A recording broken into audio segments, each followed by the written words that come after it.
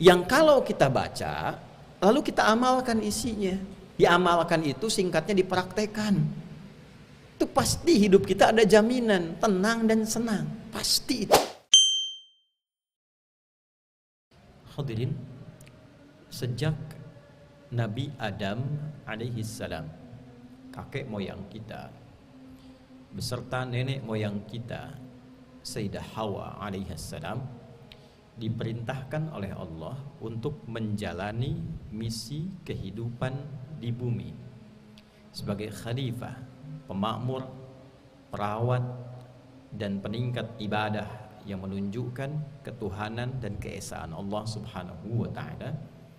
Maka bersamaan dengan turunnya Nabi Adam dan Sayyidah Hawa alaihi wassalam, Allah memberikan satu pernyataan yang sangat tegas, yang pernyataan ini kelak juga diabadikan di dalam Al-Quran menjadi satu di antara sekian wahyu yang memberikan kepada kita petunjuk berkehidupan sampai kita berpulang kepada Allah Subhanahu wa ta'ala.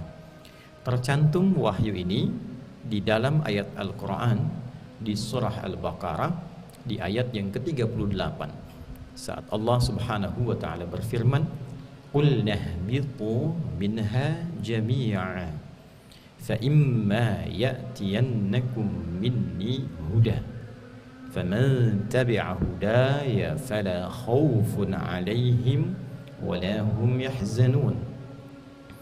Dan dengan keagunganku, kata Allah, kami firmankan kepada Adam alaihissalam, Hawa alaihissalam, turunlah kalian ke bumi, misi kalian di bumi dimulai saat ini. Fa imma ya'tiyannakum minni huda, maka dalam menjalani misi kehidupan di bumi ini akan didatangkan kepada kalian pedoman berkehidupan dariku. Jadi bersamaan dengan turunnya Adam, Hawa alaihi wassalam, Allah menyertakan dengan turunnya itu pedoman berkehidupan, disebut dengan hudan. Faman tabi'a hudaya fala khaufun 'alaihim wala hum yahzanun. Maka siapapun yang konsisten mengikuti pedoman berkehidupan dariku itu, maka akan terjamin hidupnya la khaufun 'alaihim, bebas dari kegelisahan yang mendalam, wala hum yahzanun, dan terbebas dari kesedihan, kegalauan yang juga mendalam. Hadirin, ayat ini memberikan dan menegaskan rahmat Allah Subhanahu wa ta'ala, sekaligus menyatakan bahwa konsep kehidupan di bumi itu seluruh kegiatannya seharusnya itu menyenangkan dan menenangkan. La khaufun, tidak gelisah. Lawan tidak gelisah artinya tenang. La yahzanun, tidak bersedih artinya senang.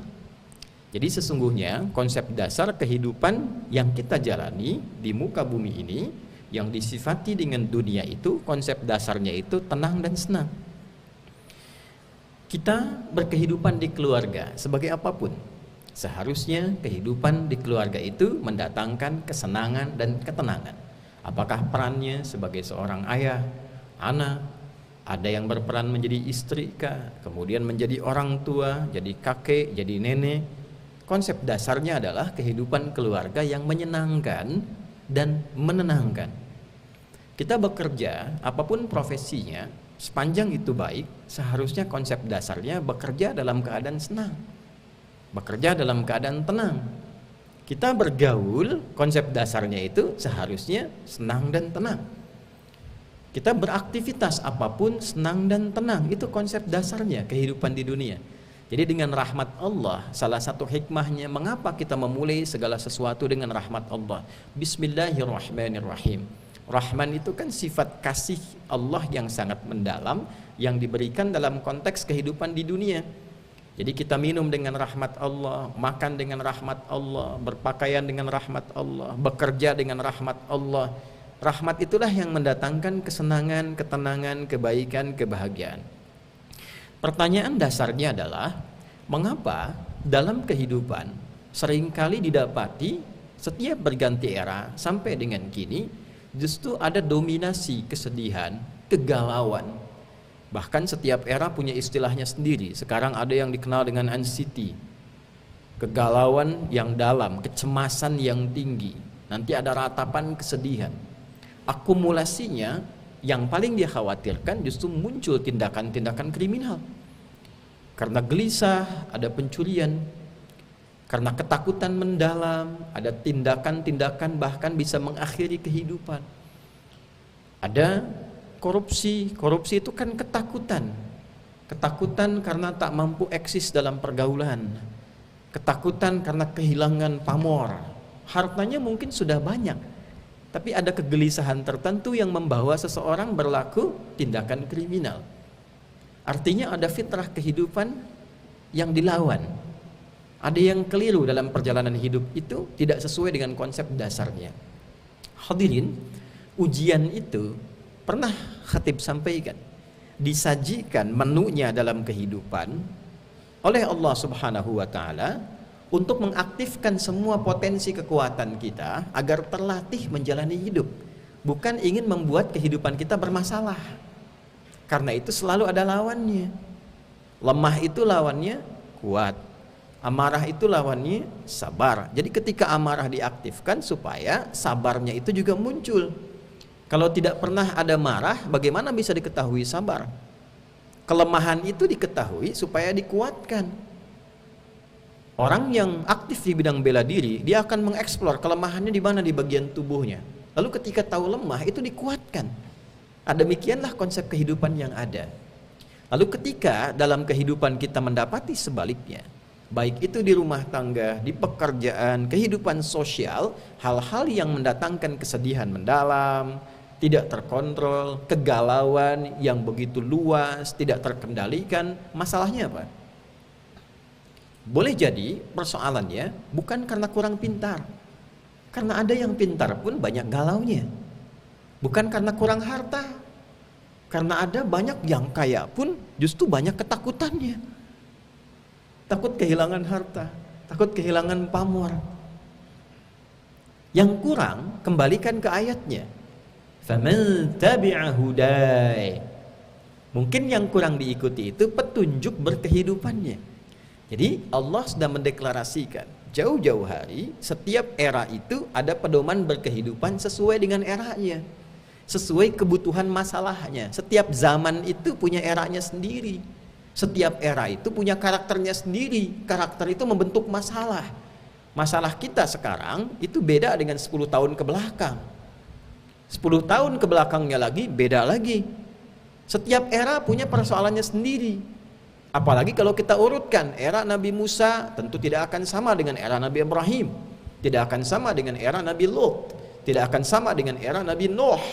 Nabi Ibrahim, Nabi Lut itu satu masa, tapi beda daerah, masalahnya bisa berbeda.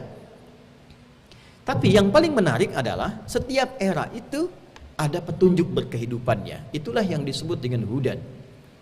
Nabi Musa ketika berkehidupan, Allah turunkan petunjuk berkehidupan yang mengatur dan mengendalikan karakteristik umat di zaman Nabi Musa supaya stabil kehidupannya, senang dan tenang. Disebutnya hudan.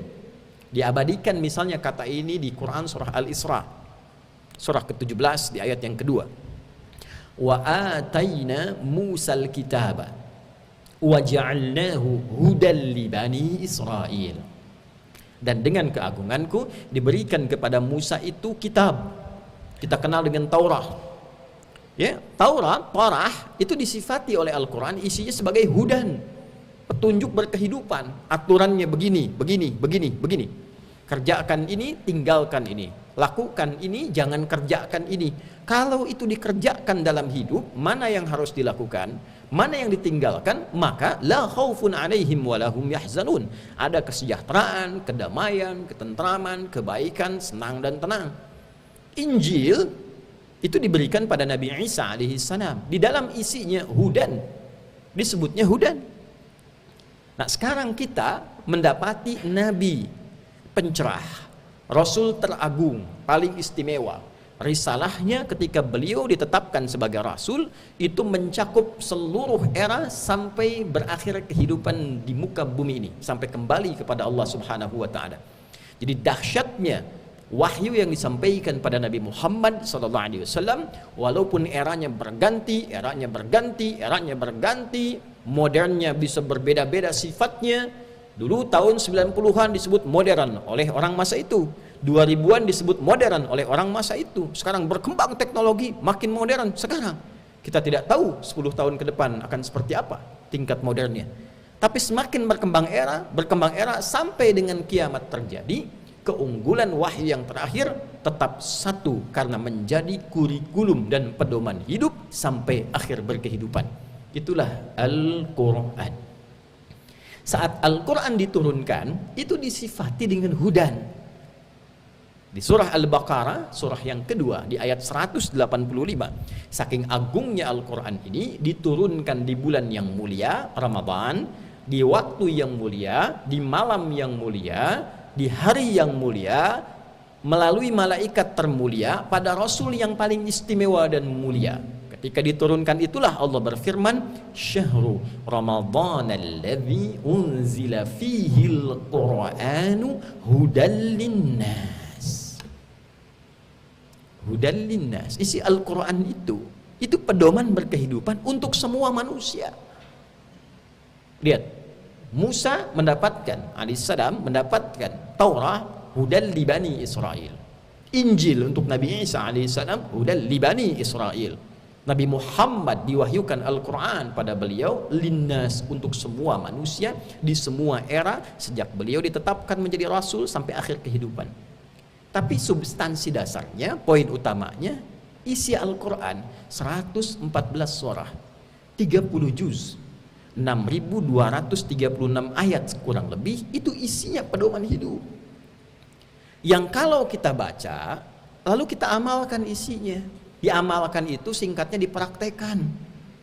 Itu pasti hidup kita ada jaminan, tenang dan senang. Pasti itu.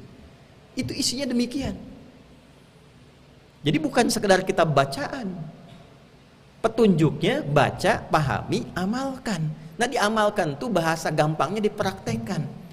Ada ayat tentang mata, baca itu, pahami isinya, praktekkan ayat itu dalam kehidupan. Anda sekarang ada elektronik, ada petunjuk, dipraktekkan kan tenang kita. Handphone bisa digunakan dengan baik, kipas angin nyala, AC nyala, tenang kitanya, karena dibaca petunjuknya, dipraktekkan. Itu untuk alat yang mati, yang tidak bernyawa. Nah, kita dikasih pedoman hidup oleh Allah, baca nih ayatnya, pahami, praktekkan. Ya, jadi unsur bagian tubuh kita itu kegunaannya ada di petunjuknya di Al-Quran itu. Menggunakan telinga bagaimana? Menggunakan lisan bagaimana? Salah guna dapat cemoohan, salah pakai dapat hujatan, salah melangkah turun kehormatan, salah bergerak jadi persoalan. Nah, supaya hidup kita tenang menggunakan seluruh bagian tubuh ini, termasuk pikiran, salah berpikir kan cemas. Gundah itu kan karena salah pikiran. Anxiety itu kan kegelisahan hati yang mendalam, karena hatinya nggak tenang. Nah, kalau ingin hatinya tenang bagaimana? Buka organ tubuh kita hati ini, jadi tenang bagaimana? Baca petunjuknya, keluarkan ayatnya, lihat keterangan Nabi dalam hadisnya, perhatikan perjalanan sirah dalam prakteknya. Betapa Allah menegaskan kepada kita, perjalanan dakwah Nabi itu umatnya disifati jahiliyah, akumulasi berbagai tindakan kriminal. Jadi bukan sudah tidak senang, tidak tenang lagi, sudah jadi kriminal. Jadi ekspresi kegelisahan mendalam itu tindakan kriminal wujudnya. Itu jahiliyah itu sudah khatam dengan itu. Yang diturunkan itu bukan tongkat Nabi Musa, bukan mukjizat Nabi sebelum-sebelumnya. Yang diturunkan pedoman hidupnya Al-Quran. Berubahlah mereka menjadi tipikal masyarakat yang disifati dengan khairu ummah. Kuntum khairu ummah. Kok bisa berubah, bertransformasi bahasa kerennya, jadi orang-orang terbaik. Kok bisa orang-orang yang tadinya kasar jadi lembut, yang tadinya rakus jadi dermawan, itu sukses. Bekerja di bidang apapun sukses. Karena apa? Dibaca petunjuknya. Simpelnya kan begitu. Ya. Maka bagi orang-orang yang sekarang terfikir ada kesadaran kembali, ya, maka Allah sampaikan di Quran surah Ar-Ra'd, surah ke-13. Ra'du, kilat, halilintar itu, yang kalau terdengar boom, gelisah hati kita, khawatir, ada gelap, mendung. Itu sudah senafas tuh suasananya tuh. Siapa di sini yang dengar halilintar tidak kaget? Boom, kaget, gelisah, ada apa nih? Terus lihat keluar gelap, ya. Kadang-kadang dengar berita dari kantor seperti halilintar menyambar, boom, kaget, mendung, walaupun cuaca terang. Dengar kabar, si fulan begini, si fulan begitu, sakit, gaji telat, begini, seakan kena halilintar, boom, kaget. Itu majas yang sangat tinggi. Kalau ngajinya agak dalam, panjang, khatam itu dapat feel itu. Jadi ketika baca ayat itu terasa isinya tuh. Ya, maka di penghujung ayat 27 mengantarkan pada ayat 28. Wa yahdi ilaihi man anab. Ya. Orang yang ingin merubah dirinya, pengen lebih tenang, pengen lebih baik, pengen lebih damai menjalani kehidupan, akan diberi petunjuk oleh Allah. Kalau pengen berubah, maka di Jumat ini tanya balik nih yang sedang gelisah, sedang gak tenang, sedang cemas, sedang sedih. Mau gak balik koreksi diri kita? Dekati lagi petunjuk Allah. Maka kalau kita punya keinginan kuat, ayat 28-nya menegaskan, alladzina amanu wa tatma'innu qulubuhum bi dzikrillah ala bi dzikrillahi tatma'innul qulub. Alladzina amanu, siapa di situ yang anab itu? Wa yahdi ilaihi man anab, yang pengen balik itu. Alladzina amanu, orang-orang yang beriman, yakin dulu dengan Allah. Tuh, pertama kali kalau pengen tenang ditanya dulu tuh, masih beriman enggak? Yakin gak sama Allah? Yakin gak kalau Allah itu menurunkan pedoman hidup? Kalau masih ragu, susah menghilangkan anxiety itu, kegelisahan, kecemasan, kegalauan. Yakin dulu kita punya Tuhan, yakin kita punya Allah. Itu dulu, yakinkan dulu, saya punya Allah yang pasti memberi solusi untuk saya. Saya punya Allah yang pasti memberikan jalan keluar pada masalah saya. Jadi kalau sedang gelisah, sedang ada masalah, tanamkan pada hati, saya punya Allah. Saya punya Allah. Ini kalimat mahal ini yang sekarang dibutuhkan. Tuh, itu kalau itu sudah ada dalam jiwa kita, semua masalah itu selesai sesungguhnya. Wa tatma'innu qulubuhum bi dzikrillah, baru beramal. Hati mereka itu, cirinya orang beriman itu, ya, hati mereka itu akan damai, tenang, nyaman bi dzikrillah, dengan berzikir kepada Allah. Nah, sekarang gunakan ikhtiarnya, buktikan keimanan kita dengan meningkatkan zikir. Orang yang senang zikir itu dampaknya ke hati tenang,